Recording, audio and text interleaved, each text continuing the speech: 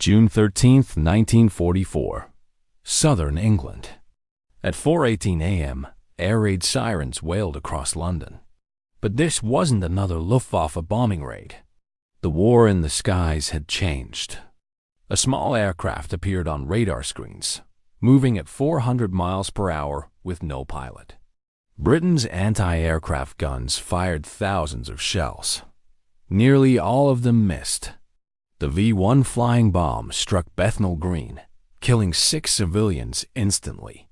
Within weeks, thousands more would follow, and the mathematical probability of shooting them down was less than 4%. The V-1 was Hitler's vengeance weapon, faster than any fighter plane could intercept. Too small for conventional artillery shells with timed fuses. Britain's anti-aircraft batteries had defended against bombers for 4 years. Now they faced a weapon designed to exploit every weakness in their defense system. Traditional fuses required gunners to estimate altitude, speed, and trajectory. Against a 25-foot-long missile traveling at nearly 7 miles per minute, human calculation wasn't fast enough.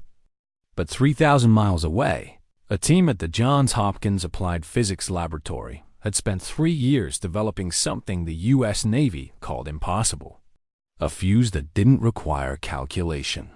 A fuse that could sense its target and detonate itself at the perfect moment. By September 1944, this radio proximity fuse would transform Britain's anti-aircraft defenses from a 4% success rate to over 80%. This is the verified story of the VT fuse, pulled from declassified documents and confirmed by the National Archives. August 1940.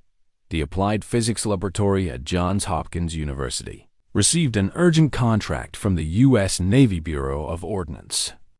The requirement was specific: develop a fuse that could detonate an anti-aircraft shell when it came within lethal distance of an enemy aircraft, without any input from the gunner. According to declassified files from the National Archives, Navy engineers had attempted this for 2 decades. Every prototype failed. The technical challenges appeared insurmountable. A proximity fuse would need to survive the shock of being fired from a 5-inch gun, experiencing acceleration forces of 20,000 times gravity. It would need a miniature radio transmitter and receiver that could function reliably at temperatures ranging from minus 40 to plus 150 degrees Fahrenheit. And it would need to distinguish between an aircraft and the ground, water, or clouds. The Navy's own technical assessment, documented in a 1939 Bureau of Ordnance report, concluded, a radio proximity fuse is theoretically possible, but practically unachievable with current technology. Dr. Merle Tuve led the Applied Physics Laboratory team. Born in South Dakota, Tuve had pioneered radio wave research in the 1920s. His team included physicists, electrical engineers, and radio specialists. According to laboratory records archived at Johns Hopkins, they began with a fundamental question: not whether a radio fuse was possible, but whether it could be made simple enough to manufacture by the thousands. The first working prototype emerged in September 1941. It weighed 4 pounds and contained 5 vacuum tubes, a miniature battery, and radio frequency components packed into a cylinder 3 inches in diameter. Test firing reports from the Dahlgren Naval Proving Ground confirmed it survived the 20,000 G launch forces. But surviving the launch was only the first challenge. The fuse had to work reliably in combat conditions. Navy testing data from late 1941 showed a 60% failure rate. Too many vacuum tubes shattered, battery contacts corroded, radio circuits failed at altitude. The Navy considered canceling the program entirely. The attack on Pearl Harbor on December 7, 1941, changed development priorities immediately. According to War Production Board records, the VT fuse program received unlimited priority status on December 10th. Dr. Tuve's team expanded from 50 engineers to over 800 within 6 months. Manufacturing facilities were established at 4 separate locations for security purposes. Plants in New Jersey, Maryland, Tennessee, and Pennsylvania. The technical problems required systematic solutions.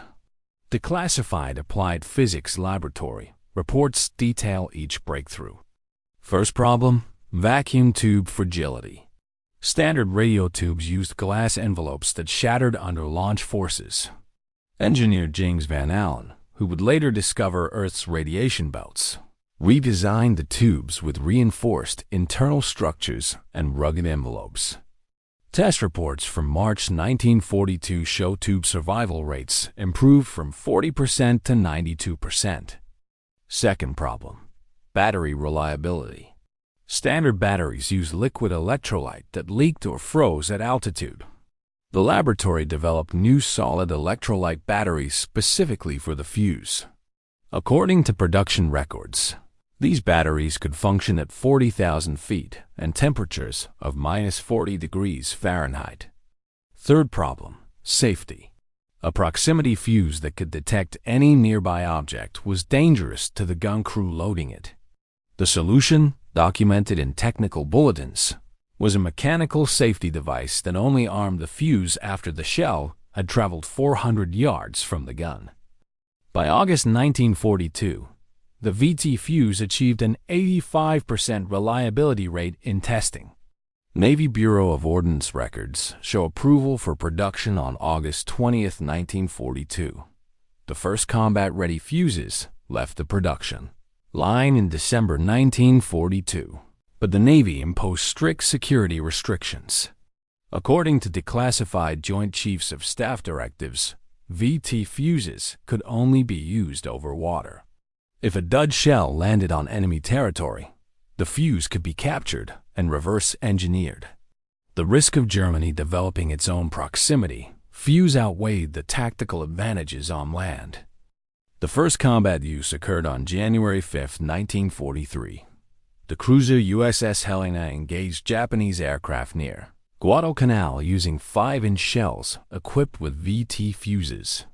Action reports archived by the Naval History and Heritage Command confirmed that Helena's gunners shot down 3 aircraft with 7 rounds.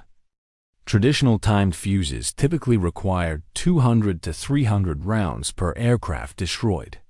The VT fuse reduced this to an average of 40 rounds per kill. According to Navy effectiveness studies compiled in 1943, the Battle of the Philippine Sea in June 1944 provided the most dramatic demonstration. Japanese aircraft attacked U.S. carrier task forces in what American pilots called the Great Marianas Turkey Shoot. According to official battle reports from Commander 5th Fleet, V-2-fused anti-aircraft fire accounted for approximately 90 aircraft destroyed. Japanese forces lost 645 aircraft total over 2 days. American losses were 123 aircraft, mostly from operational accidents rather than combat. Admiral Raymond Spruance, commanding the 5th Fleet, stated in his after-action report filed June 25, 1944, "The proximity fuse has proven to be the most significant advance in anti-aircraft defense developed during this war. Enemy air attacks which would have been devastating 3 years ago are now successfully defeated. But the greatest test of the VT fuse was yet to come. And it would happen not over the Pacific, but over the cities of southern England." June 13, 1944. 1 week after D-Day, Germany launched its first V-1 flying bomb against England. The V-1 was unlike any weapon Britain had faced. According to Air Ministry records archived at the National Archives in Kew, the V-1 was 25 feet long, carried a 1,870-pound warhead, and flew at 400 miles per hour at altitudes between 2,000 and 3,000 feet. It was powered by a pulse jet engine that produced a distinctive buzzing sound, leading Londoners to call them buzz bombs or doodlebugs. The weapon was relatively simple. It used an autopilot and a mechanical counter the track distance traveled by counting the revolutions of a small propeller on the nose. When the counter reached 0, the engine shut off and the bomb dove toward its target. Germany produced them rapidly. Ministry of Economic Warfare intelligence reports estimated German factories were manufacturing 3,000 V-1 South per month by July. 1944. Launch sites were constructed across northern France, positioned to strike London and other cities in southern England. Britain's air defenses faced an unprecedented challenge. Fighter aircraft could intercept V-1 South, but only if positioned perfectly. RAF records show that pilots who attempted to shoot down V-1s often faced dangerous situations, as the explosion of the warhead could destroy the attacking fighter. Anti-aircraft guns had even worse odds. According to anti-aircraft command reports compiled in June 1944, traditional time fuses achieved less than 4% success rates against V-1s. The bombs flew too fast and too low for effective calculation of firing solutions. By the time a shell reached the V-1's altitude, the bomb had already moved beyond the blast radius.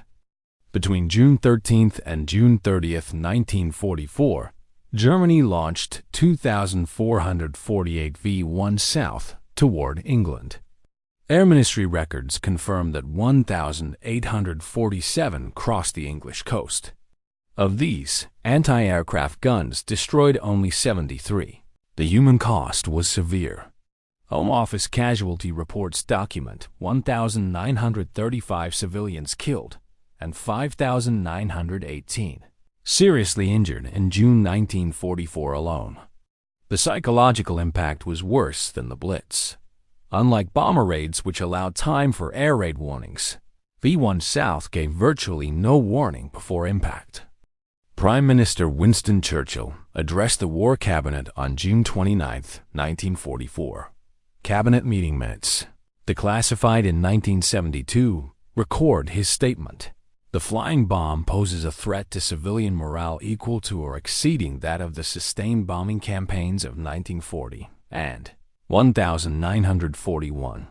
We must improve our defensive effectiveness immediately or consider evacuating large portions of London. Britain had access to American VT fuses. The U.S. had shared the technology with Britain under the Tizard mission in 1940, and British factories were producing their own version. But the same security restriction applied. VT fuses could not be used over land due to the risk of German recovery and reverse engineering, until the Joint Chiefs of Staff made a calculated decision. On July 13, 1944, classified Joint Chiefs Directive No. 1038, declassified in 1973, authorized the use of VT fuses over England for anti-aircraft defense against V-1 flying bombs. The directive noted the military necessity of improving defensive effectiveness against V-1 attacks outweighs the security risk of potential enemy recovery of unexploded proximity fuse shells. The authorization came with conditions. VT fuses would only be used in designated anti-aircraft zones over water or unpopulated areas where unexploded shells could be recovered by British forces. The transformation of Britain's air defense began immediately. July 17, 1944. Anti-Aircraft Command reorganized Britain's entire defensive system.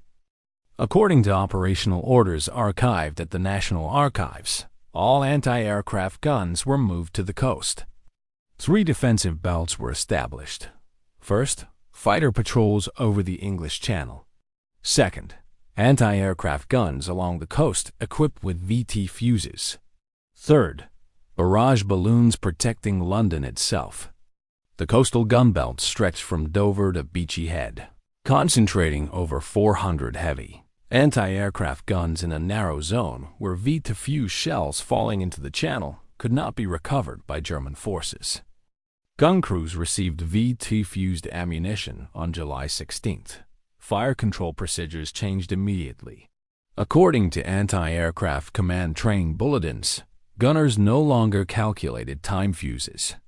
They simply aimed at the predicted intercept point and fired. The VT fuse handled the rest. The results were immediate and measurable. Anti-Aircraft Command compiled daily effectiveness reports throughout the V-1 campaign. These reports, preserved in British National Archives File W-166, document the statistical transformation. Week ending July 16, 1944, before VT fuses, 1,272 V-1 South approached the coast. Anti-aircraft guns destroyed 52.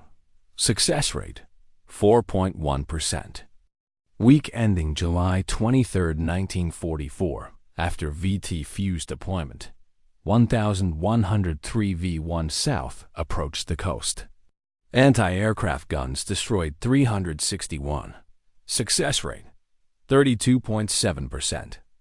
Week ending July 30th, 827 V-1 South launched. Guns destroyed 465. Success rate, 56.2%. By the week ending August 13th, 1944, Anti-Aircraft Command reported their highest success rate. Of 486 V-1S that approached the coastal gunbelt, 413 were destroyed by anti-aircraft fire. Success rate, 84.9%. Air Vice Marshal Roderick Hill, commanding Anti-Aircraft Command, stated in his August 1944 operational report, "The introduction of proximity fuses has revolutionized our defensive capabilities. What was an unsolvable problem 4 weeks ago is now a highly effective defense system."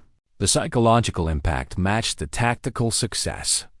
Home Office morale reports from August 1944 note that civilian anxiety decreased significantly as V-1 interception rates improved.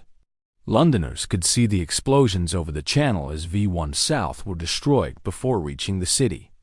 Germany attempted to counter the improved defenses. Intelligence reports from Ultra decrypt intercepts showed German forces repositioning launch sites and altering V-1 flight patterns. But the fundamental problem remained. The VT fuse removed human calculation from the interception equation. No tactical adjustment could overcome the basic physics of radio proximity detonation. Between July 17th and August 31st, 1944, Anti-Aircraft Command engaged 5,902 V-1 flying bombs. According to official statistics compiled by Air Ministry, guns equipped with VT fuses destroyed 3,564 of them. That's 60.4% of all V-1 as approaching the coast. Combined with RAF fighter interceptions and barrage balloon defenses, overall destruction rates exceeded 80%. By September 1944, Allied ground forces overran the V-1 launch sites in France. The threat to England effectively ended. But the VT fuse would see extensive use in the final months of the war. The Battle of the Bulge in December 1944 marked the first large-scale use of VT fuses in ground combat. According to U.S. Army after-action reports from the Ardennes campaign, artillery shells equipped with proximity fuses proved devastatingly effective against German infantry and vehicle concentrations. Traditional artillery shells detonated on impact, requiring direct hits. V-to-fuse shells detonated at optimal height above the target, creating airburst patterns that covered far larger areas. First Army effectiveness studies calculated that V-to-fused artillery shells were 5 times more effective than impact-fused shells against personnel in the open. This multiplied the effectiveness of American artillery, already superior in quantity to German forces. The Manhattan Project's official history, released in 1946, stated that the proximity fuse was the second most significant technical development of World War II, after the atomic bomb itself. Total production exceeded 22 million fuses by war's end. According to War Production Board final reports, the VT fuse program cost approximately $1 billion. employed over 10,000 workers, and involved contracts with dozens of manufacturers. The fuse remained classified until 1945. Germany never successfully reverse-engineered it, despite recovering several duds from Britain and France. The VT proximity fuse transformed modern warfare through precision, not power. From a 4% success rate to over 80%. From 200 rounds per aircraft kill to 40 rounds. From insurmountable technical challenges to mass production of 22 million units. Dr. Merle Tuve received the Presidential Medal for Merit in 1946 for his leadership of the proximity fuse program. James Van Allen continued his career at Johns Hopkins and later discovered the radiation belts surrounding Earth that now bear his name. The records preserved at the National Archives, the Naval History and Heritage Command, and the Johns Hopkins Applied Physics Laboratory tell a story of systematic problem-solving under wartime pressure. Not one breakthrough, but dozens of incremental improvements, each documented and verified. The proximity fuse saved thousands of Allied lives and shortened the war. The mathematics were simple. Better defenses meant fewer casualties. The engineering that made it possible was anything but simple.